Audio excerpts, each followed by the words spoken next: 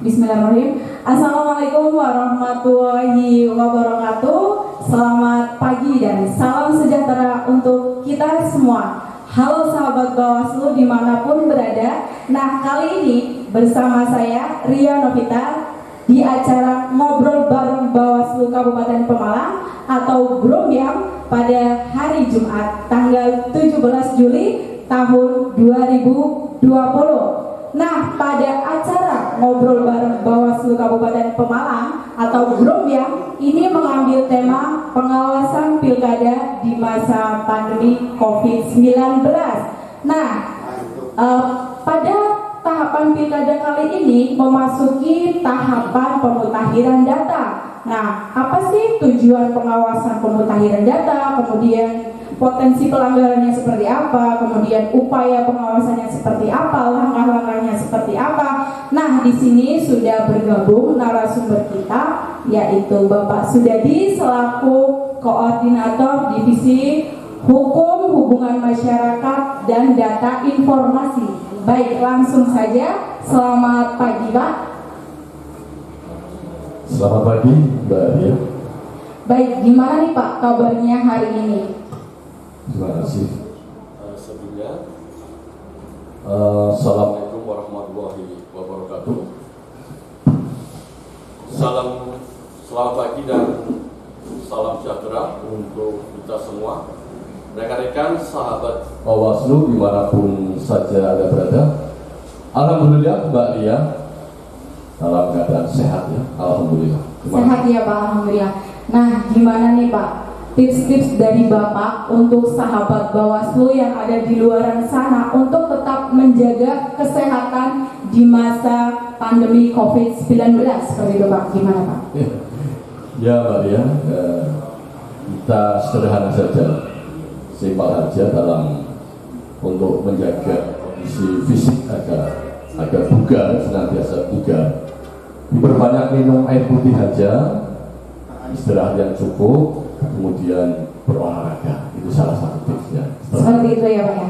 Nah, langsung saja nih Pak, kita masuk ke tema ya Pak. Ini kan tahapan sudah mulai pada memasuki pemutahiran data seperti itu ya Pak ya. Nah, tujuan pengawasan pemutahiran data sendiri itu seperti apa nih Pak? Iya, terima kasih Mbak Ria. Sebenarnya akan kami sampaikan gambaran dulu tentang pelaksanaan pilkada ya. Kita sudah sepakati bersama, sudah ada jadwal bahwa pilkada ini nanti akan dilaksanakan pada tanggal 9 Desember 2020. Kita akan memasuki sebuah sejarah baru ya. Kita akan menciptakan sejarah baru bahwa kita akan melaksanakan pilkada di masa pandemi COVID-19. Tentu saja ini menjadi PR tersendiri bagi kita penyelenggara ya. Ada sebuah kesulitan ya, karena kita pelaksananya di masa wabah. Namun demikian jangan membuat kita itu pesimis. Kita sebagai penyelenggara, sebagai pengawas harus optimis. Pilkada harus tetap berkualitas. Lebih-lebih ini kita akan memasuki tahapan yang pertama ini ya di masa setelah pandemi ya. Setelah diaktifkan kembali ini ya rekan-rekan pengawas ad hoc ini terkait dengan kegiatan coklit atau pemutahiran data pemilih. Nah, coklit sendiri ini dimulai sejak kapan nih Pak? Dan tujuannya itu seperti apa? Tujuan pengawasannya itu Pak? Ya, sebagaimana diatur dalam PKPU 5 2020 terkait dengan tahapan ya. Ini coklit akan dilaksanakan oleh PPDB mulai tanggal 15 Juli nanti sampai tanggal 13 Agustus 2020 oleh PPDB yang kemarin baru bentuk. Tujuannya Pak seperti apa nih Pak? Tujuan dari pengawasannya sendiri Pak? Iya. Jadi tujuan dari pengawasan coklit ini yang pertama adalah kita harus memastikan bahwa warga yang memenuhi syarat sebagai pemilih ini harus masuk dalam daftar pemilih. Itu tujuan yang pertama. kemudian tujuan yang kedua ini memastikan Bahwa pemilih ini hanya didaftar satu kali. Ingat, hanya 1 kali didaftar dalam daftar pemilih. Kemudian yang ketiga, kita memastikan bahwa pelaksanaan atau proses coklit ini dilaksanakan sesuai dengan mekanisme, sesuai dengan regulasi, sesuai dengan aturan yang berlaku. Ini salah satu tujuan dari pengawasan coklit itu. Dan tentunya itu harus warga negara Indonesia ya Pak ya?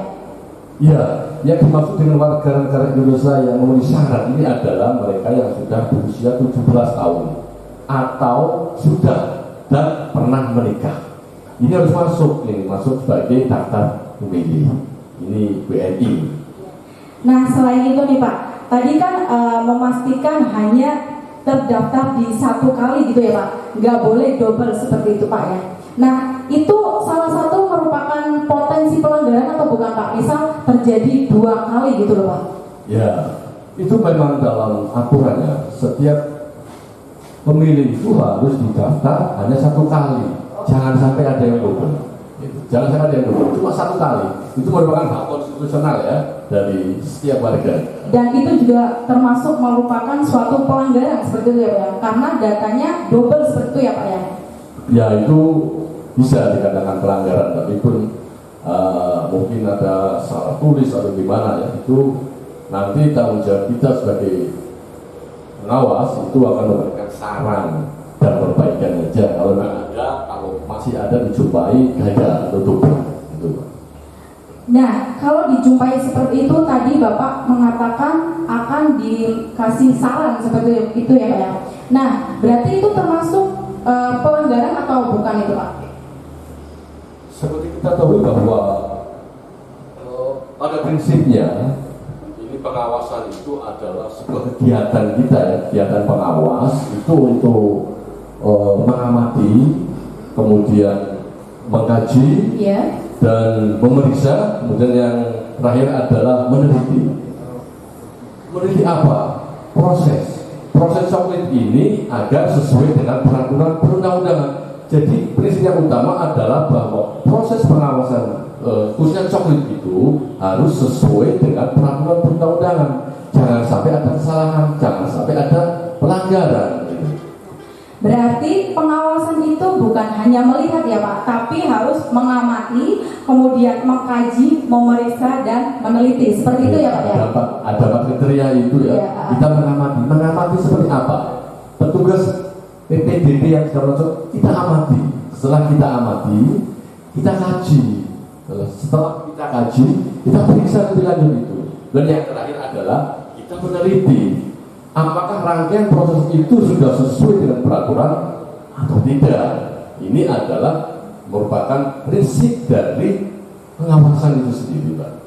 Berarti harus sesuai dengan peraturan perundang-undangan kurang lebih seperti itu ya Pak ya. Iya. Nah, gimana nih Pak? Jika dalam pengawasan ditemukan pelanggaran, itu sanksinya seperti apa Pak? Dalam peraturannya sendiri Pak? Ya, kita dalam melakukan pengawasan itu kan ada pelanggaran administrasi, ada pelanggaran kode etik, kemudian ada sengketa, ada pidana. Hasil dari proses pengawasan kita setelah dikaji, kita ini kalau kita menemukan sebuah pelanggaran, pelanggaran apa? Kalau pelanggaran administrasi ya kita teruskan ke KPU, kita berikan saran dan perbaikan atau rekomendasi. Jika memang dalam pelaksanaan itu ditemukan pelanggaran pidana, kita lanjutkan, kita teruskan di hukum dulu. Demikian pula kalau pelanggaran kode etik ya, kita ke DKPP. Tapi kalau khusus untuk ad hoc ya, pengawas ad hoc itu kita sendiri Bawaslu. Ya. Jadi kalau sengketa ya kita selesaikan secara musyawarah. Itu jenis-jenis pelanggaran. Nah, gini Pak. Tadi kan disebutkan bahwa ada beberapa jenis pelanggaran seperti administrasi, kemudian pidana, sengketa seperti itu Pak. Nah, ini kan tahapan sudah memasuki pemutahiran data seperti itu Pak. Jika petugas PPDB itu harusnya kan langsung terjun ke lapangan seperti itu ya Pak ya. Nah, gimana kalau terjadi pada saat coklit seperti itu petugas tidak langsung terjun ke lapangan seperti itu Pak? Gimana nih Pak? Ya, Jadi regulasi di dalam coklit ini mewajibkan ya, kalau tugas PPDB itu dalam melaksanakan coklit ini harus langsung door to door menemui warga. Ini harus kita sikapi, ya harus kita sikapi agar PPDB di dalam melaksanakan tugasnya itu. Pak, boleh mic-nya tukeran sebentar. Ya. Oke, kami ulangi lagi Mbak Ria. Iya. Jadi kita harus memastikan bahwa PPDB ini di dalam melaksanakan tugasnya itu harus langsung. Dalam mencok itu harus langsung. Tidak boleh serampangan ya. Misalkan petugas PPDB PPDB itu sudah hafal gitu ya. Itu cocoknya di belakang meja istilahnya itu ya. Tapi harus langsung, memastikan harus langsung. Karena untuk mencari data-data pemilih nanti yang akurat. Iya, iya. Berarti harus door to door seperti itu ya Pak ya? Harus door to Iya. door. Nah, gini Pak, misal terjadi seperti itu, tidak door to door, apakah itu merupakan suatu pelanggaran itu Pak? Itu regulasinya mengatur bahwa PPDB itu harus langsung. Kalau kita jumpai nanti pengawas itu tidak, kalau pengawas itu menemukan kalau PPDB itu kok tidak langsung, ya kita memberikan saran dan perbaikan agar PPDB itu melaksanakan tugas sesuai dengan regulasi yang ada, seperti itu. Seperti itu ya Pak ya.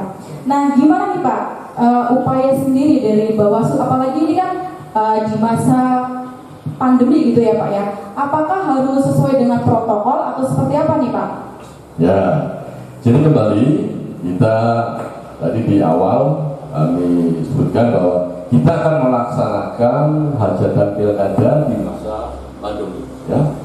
Kita harus mengutamakan prinsip yang utama di dalam pelaksanaan pilkada serentak lanjutan ini adalah kita mengutamakan kesehatan dan keselamatan.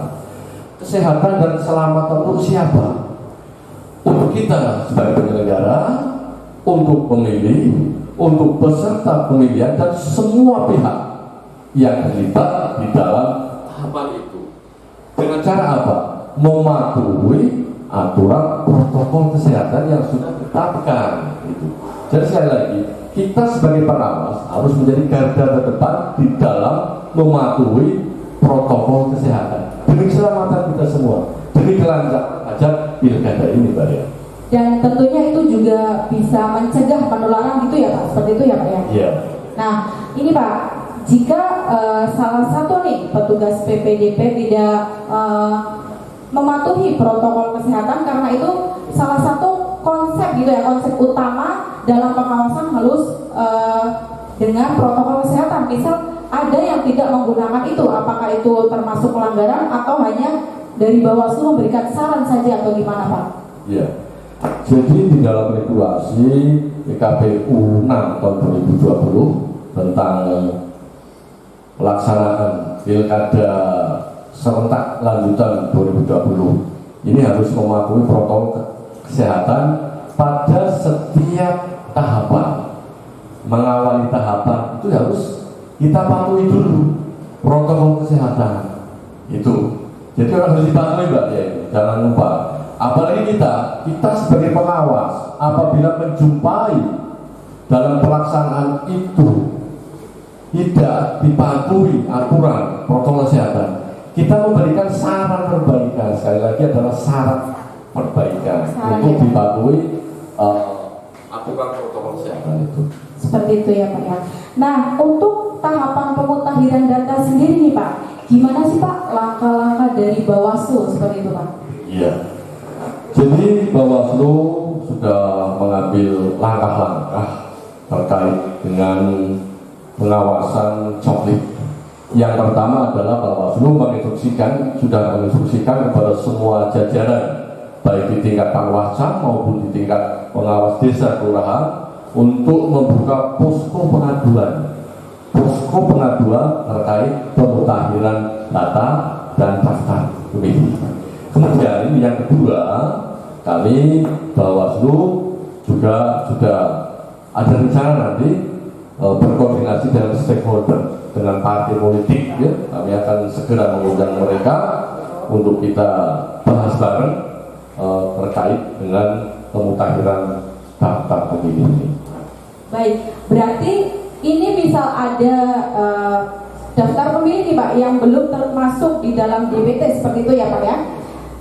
Dan itu berarti bisa melakukan pelaporan di posko pengaduan itu ya Pak? Iya. Iya, seperti itu. Dan itu ada di masing-masing kecamatan seperti itu ya Pak? Masing-masing kecamatan dan masing-masing desa. Ada di 222 desa ya, di Kabupaten Pemalang. Kemudian ada 14 kecamatan, itu semua membuka posko pengaduan. Baik, untuk sahabat Bawaslu yang belum terdaftar menjadi pemilih bisa melakukan pengaduan di posko-posko kecamatan seperti itu.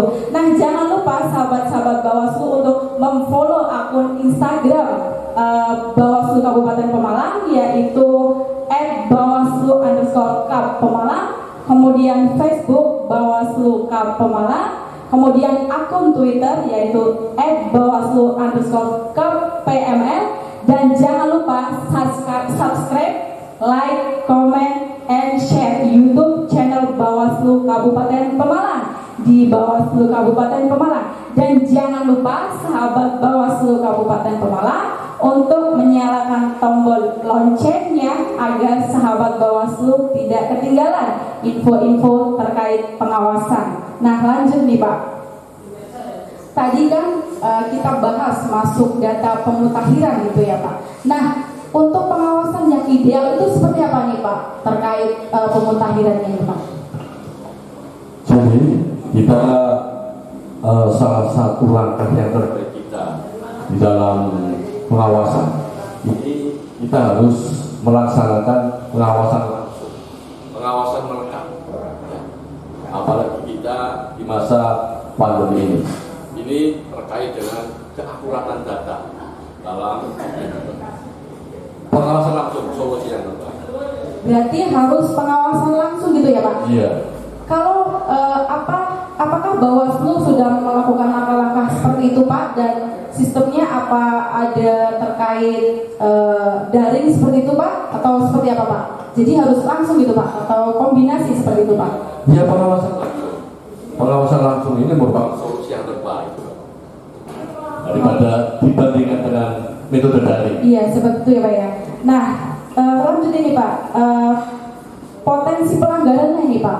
Potensi pelanggaran Pak, kalau misal dari petugas PPDP sendiri itu Pak keliru seperti itu Pak, memasukkan data atau nama seperti itu Pak, apakah itu ada sanksinya sendiri Pak? Jadi begini Pak ya, kita tidak berbicara masalah sanksi. Yang jelas dalam Pengawasan pemutakhiran data pemilih, kita akan menuju sebuah daftar pemilih yang ideal. daftar pemilih yang ideal itu seperti apa? Jadi ada 4 kriteria daftar pemilih yang ideal. Ini yang pertama, bahwa daftar pemilih ini harus akurat. Ya. Akurat ini dalam arti bahwa daftar pemilih ini disusun tanpa ada kesalahan informasi atau keterangan. Jadi akurat. Informasi kemudian yang dicatat oleh petugas coklat ini harus akurat. Ini kriteria yang pertama. Kemudian kriteria yang kedua adalah mutakhir. Artinya apa? Daftar pemilih ini disusun sesuai dengan informasi yang terbaru, informasi yang terkini, bukan copy paste, bukan data-data yang lama, tapi benar-benar data hasil dari software yang dilaksanakan oleh PPDP. Itu mutakhir. Kemudian yang ketiga adalah daftar pemilih itu harus komprehensif. Artinya apa? Daftar pemilih ini berisi daftar pemilih yang memenuhi syarat dan mencoret daftar pemilih yang tidak memenuhi syarat. Itu yang ketiga. Kemudian yang keempat adalah transparan.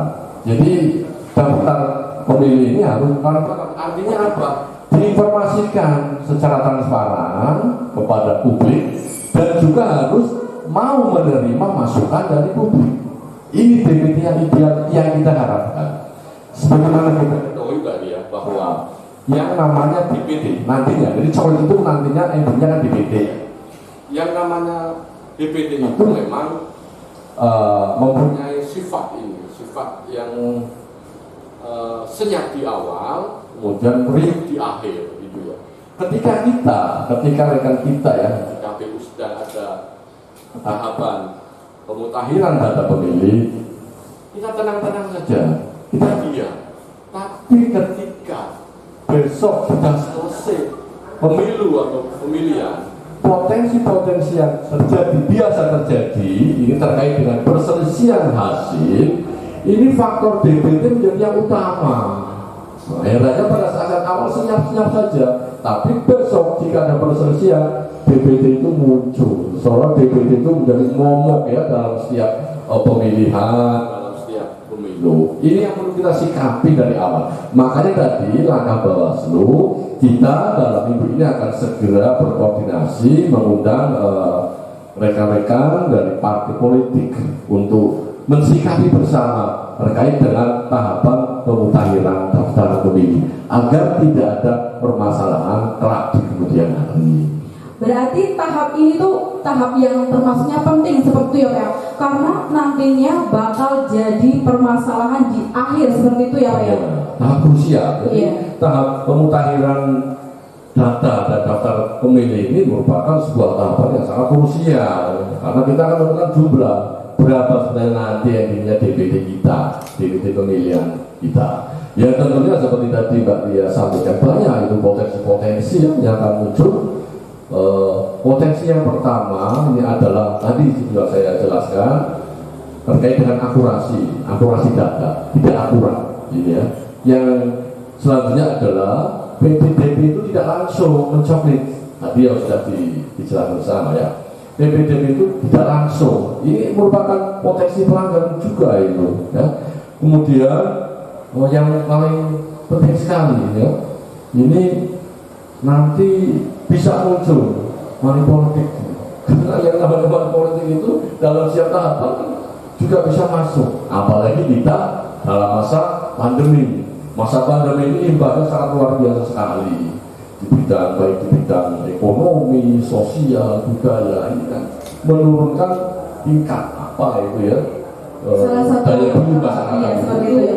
bisa memungkinkan itu ya, munculnya money politik gitu. Itu potensi-potensi pelanggaran. Sebenarnya banyak sekali potensi-potensi pelanggaran. Nanti PPDB itu kan juga harus secara transparan ya, transparan di dalam melaksanakan coklit.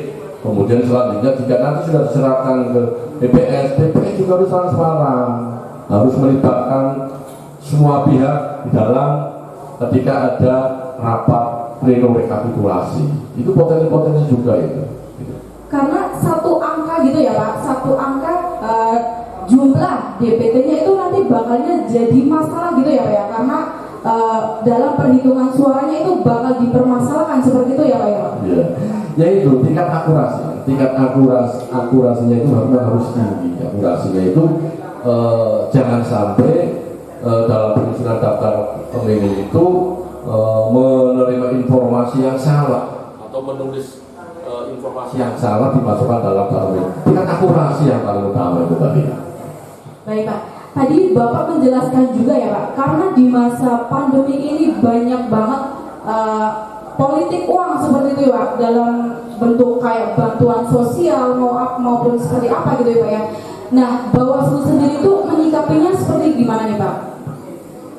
Ya, kita sesuai dengan tupoksi kita ya. Tupoksi kita itu yang pertama adalah kita mencegah.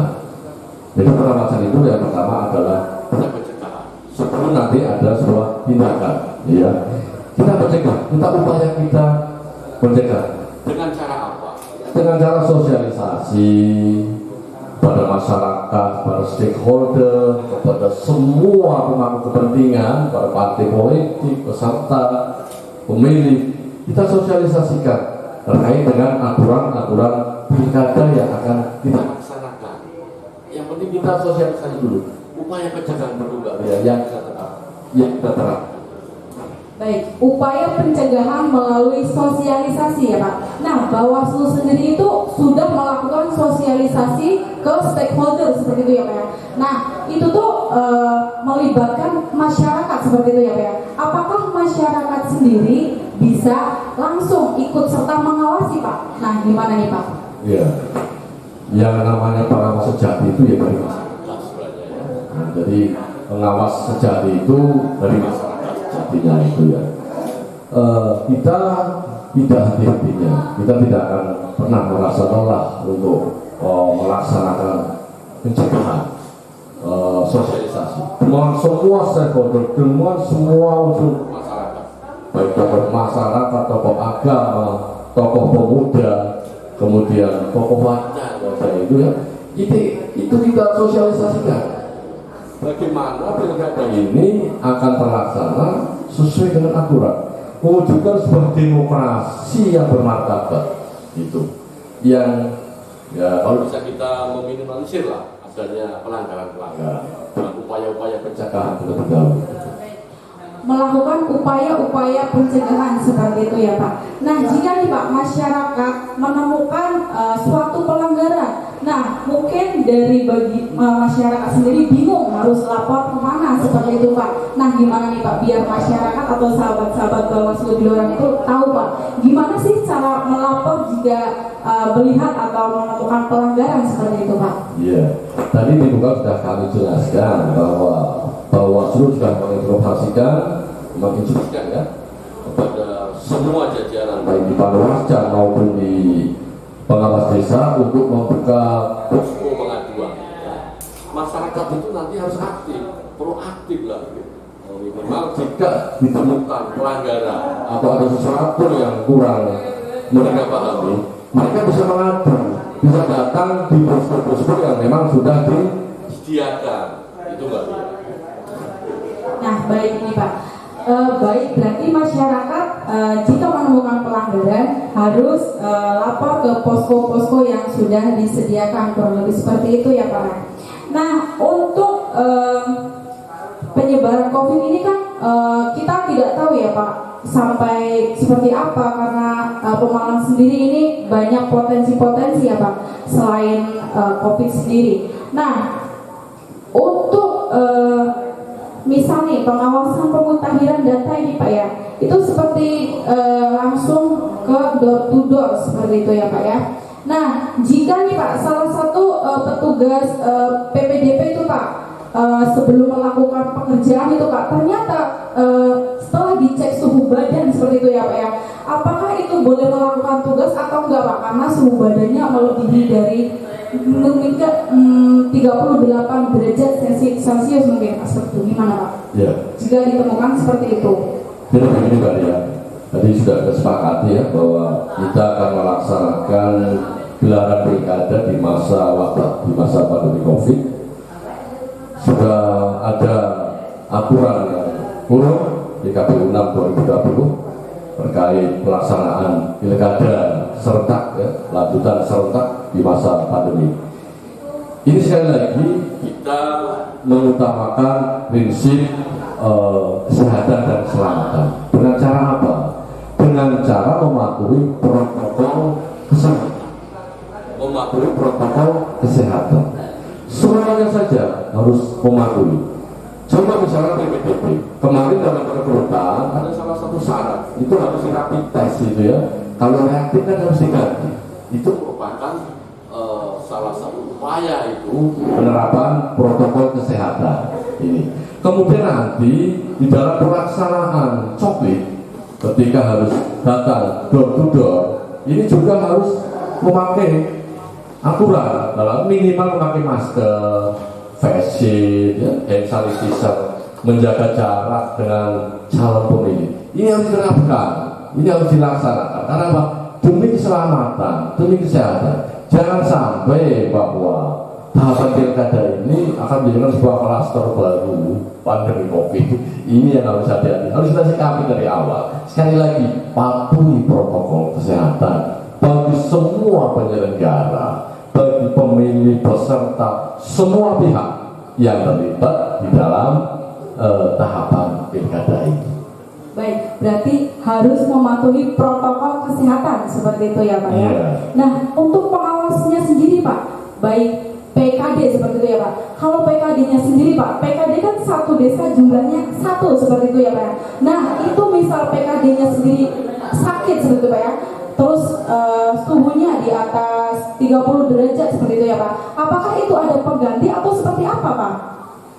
Jadi ya ini belum jadi. Makanya sekali lagi kepada siapa saja, setiap jajaran, pada semua jajaran pengawas, kita harus mulai sekarang jaga kesehatan karena kita akan melaksanakan tugas-tugas yang semakin hari juga semakin berat.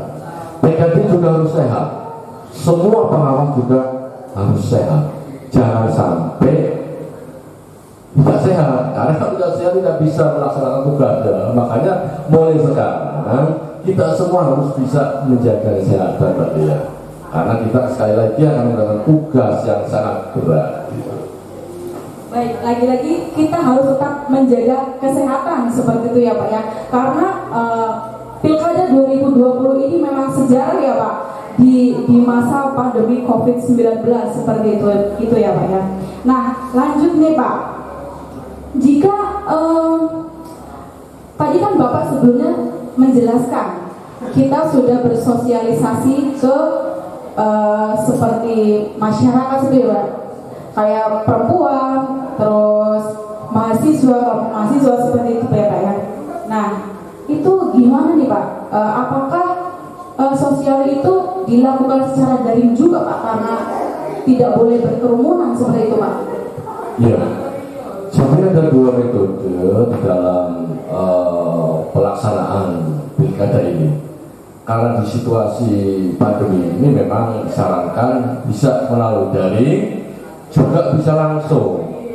Kaitannya apa? Harus langsung kalau memang itu harus benar-benar dilaksanakan secara langsung karena terkait dengan teknis.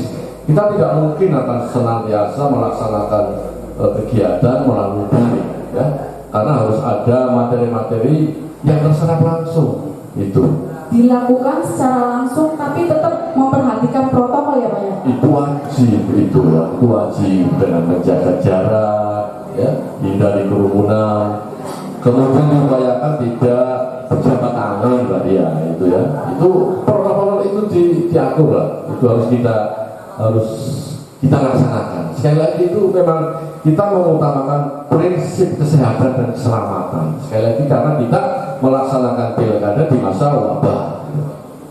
Baik, ini kita sapa sahabat Bawaslu penonton terlebih dahulu ya Pak ya. Nah bagi sahabat Bawaslu nih, jangan lupa nih follow akun media sosial Bawaslu Kabupaten Pemalang, di mana akun Facebooknya yaitu Bawaslu Kabupaten Pemalang. Kemudian akun Instagram bisa ikuti @bawaslu_Pemalang. Kemudian untuk akun Twitter @bawaslu_KPML. Dan jangan lupa sahabat Bawaslu untuk mensubscribe, like, komen, dan share YouTube channel Bawaslu Kabupaten Pemalang di Bawaslu Pemalang. Nah jangan lupa sahabat Bawaslu juga harus menyalakan loncengnya nih, agar sahabat Bawaslu tidak ketinggalan dengan info-info pengawasan. Nah baik, lanjut nih Pak ya. Lagi-lagi di masa pandemi. Nah sebelumnya tahapan ini kan dilaksanakan sebelumnya ada di sebelum masa pandemi dan dilanjutkan setelah pandemi ini Pak. Dan muncul tahapan baru di PKPU 6 seperti itu Pak ya. Nah untuk tahapan-tahapannya sendiri, apakah semua pengawasan ini harus mematuhi protokol seperti itu Pak? Iya. Jadi secara umum, gambaran secara umum memang kita akan melaksanakan pilkada di 270 daerah ya. Ini terbagi menjadi 9 provinsi, 224 kabupaten dan 37 kota, termasuk di Jawa Tengah ini ada 21 kabupaten kota, salah satunya di Pemalang ya. Ini awalnya memang sudah dibentuk dari awal, tapi pada sekitar awal tahun 2020 sekitar Maret ini negara kita dinyatakan pandemi didalami oleh WHO. Kemudian KPWRI waktu itu memutuskan untuk menunda tahapan. Nah, kita lanjut lagi kemarin pertanggal 15 Juni ya, kita sudah mengaktifkan kembali pengawas ad hoc kita di tingkat kecamatan dan BKD. Kita sudah mulai aktif lagi tanggal 15 Juni dan kita memasuki tahapan coklit pemutahiran daftar pemilih ya. Sekali lagi, semua pengawas itu harus mematuhi protokol kesehatan di dalam bertugas. Karena ini untuk siapa? Untuk diri kita, untuk orang lain. Jadi mematuhi protokol kesehatan itu kita menjadi contoh sebagai pengawas. Karena kita akan menjadi garda yang terdepan di dalam penegakan protokol kesehatan. Kita yang paling utama menegakkan protokol kesehatan itu Mbak ya. Baik Pak. Nah tadi kan sebelum ini kan Bapak mengatakan kalau DPT yang ideal itu seperti harus DPT itu harus sesuai gitu ya datanya ya Pak ya. Nah masyarakat juga harus tahu nih Pak, pengawasan DPT itu tujuannya itu untuk apa sih Pak sebenarnya Pak? Ya tadi di tempat sudah kami sampaikan bahwa tujuan dari pengawasan DPT itu untuk memastikan ya, untuk memastikan bahwa semua pemilih yang memenuhi syarat itu masuk dalam daftar pemilih. Ini pastikan bahwa pemilih yang memenuhi syarat ini harus masuk ke daftar pemilih. Ini tujuan pengawasan kita, gitu. Supaya tidak ada yang tercecer, gitu ya. Supaya tidak ada pemilih yang memenuhi syarat tapi tidak masuk ke dalam daftar pemilih, tidak tercecer itu Pak. Baik, berarti secara langsung ini pengawas kita itu sudah terjun gitu ya Pak untuk mengawasi tahapan coklit ini ya Pak ya? Iya, sudah kita mulai kemarin tanggal 15 sudah mendamping. Meskipun dalam pengawasan kita ini kita menggunakan metode sampling ya, metode sampling itu tidak langsung door to door kan, kita sampling dengan minimal sampling 20% ya dari pemilih yang dicoklit itu. Berarti harus melakukan sampling seperti itu ya Pak, sampling dulu ya Pak ya, untuk memastikan daftar pemilih itu jumlahnya berapa seperti itu ya Pak ya? Iya. Baik, nah lanjut nih Pak, untuk pengawasan sendiri nih Pak, pilkada di masa pandemi, menurut Pak Dedi nih, dilaksanakan ini tuh dengan harus gembira atau seperti apa nih Pak? Kadang kan, waduh was-was nih di masa kayak gini harus seperti apa nih? Apalagi PPDB datang ke rumah, masih rumah-rumah gitu ya Pak ya? Nah gimana nih Pak caranya nih Pak? Ya, pada prinsipnya secara umum kita ini akan ada pesta demokrasi ya. Pesta demokrasi itu harus gembira meskipun kita melaksanakan pilkada di tengah wabah. Yang prinsipnya itu, meskipun kita melaksanakan pilkada di tengah wabah, patuhi protokol kesehatan. Kita tetap gembira dalam melakukan pengawasan, itu tetap gembira. Tapi jangan lupa tetap mematuhi protokol kesehatan. Baik, mematuhi protokol kesehatan. Nah, kita lihat dulu nih Pak, ada sahabat Bawaslu yang sudah menyimak nih Pak, banyak banget nih Pak ya. Oke, bagi sahabat Bawaslu jika mau bertanya silahkan langsung saja di kolom chat ya. Nah, di sini udah ada banyak nih Pak dari Panwascam Pulau Sari ikut menyimak seperti itu Pak. Kemudian Panwascam Mogot seperti itu Pak. Baik.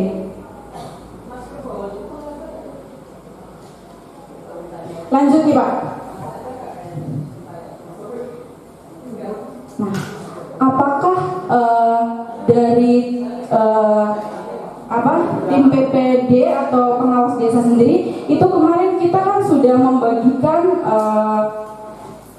alat APD pelindung diri seperti itu Pak ya. Nah itu kan berarti secara otomatis PKD-nya kita sudah sesuai gitu ya Pak, sesuai dengan aturan gitu Pak. Nah APD sendiri jika pengawas desa mungkin lupa seperti itu Pak, lupa tidak memakai masker atau face shield seperti itu Pak. Nah itu gimana nih Pak?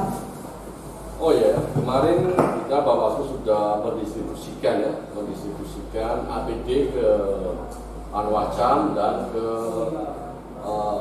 pengawas desa kelurahan. Itu memang harus dipakai, Pak. Itu memang kita harus menjadi contoh ya. Kita harus memakai dulu itu ya.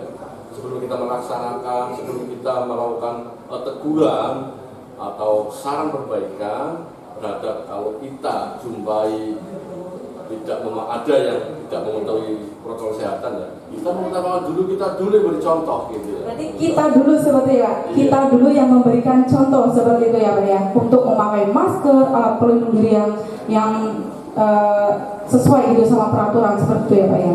Nah baik ini Pak,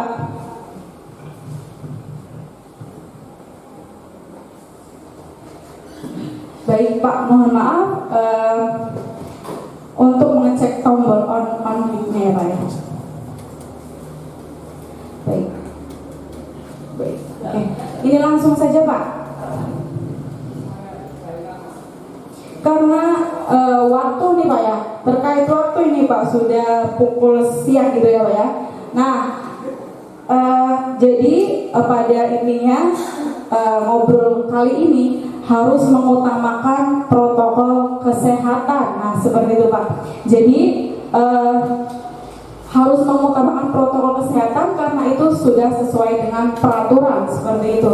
Nah, oke, jangan lupa sahabat Bawaslu untuk memfollow akun Instagram media sosial Bawaslu Kabupaten Pemalang, melalui akun Facebook yaitu @bawaslu_Pemalang, kemudian akun Twitter @bawaslu_Pemalang, kemudian untuk akun Instagram @bawaslu_Pemalang. Dan jangan lupa sahabat Bawaslu untuk subscribe, like, comment, and share YouTube channel Bawaslu Kabupaten Pemalang di Bawaslu Kabupaten Pemalang. Dan jangan lupa teman-teman Bawaslu juga menyalakan tombol loncengnya agar sahabat Bawaslu tidak ketinggalan terkait pengawasan seperti itu Pak. Nah demikian ya Pak ya, demikian ngobrol kita kali ini ya Pak ya. Nah untuk terakhir Pak, statement Pak Dedi nih Pak terkait Pilkada 2020 itu seperti apa Pak?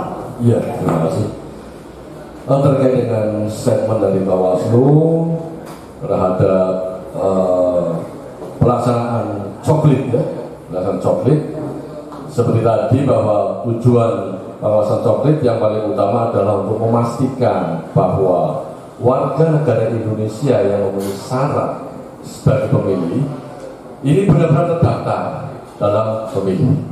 Kemudian yang kedua, kita Bawaslu sudah membentuk atau mendirikan posko-posko pengaduan. Ini harus dimanfaatkan ya, harus kita sosialisasikan kepada masyarakat. Kita sudah mendirikan posko-posko pengaduan. Kemudian yang ketiga, yang terakhir, kami berpesan kepada semua rekan-rekan sahabat Bawaslu dimanapun saja berada, tetap jaga kesehatan.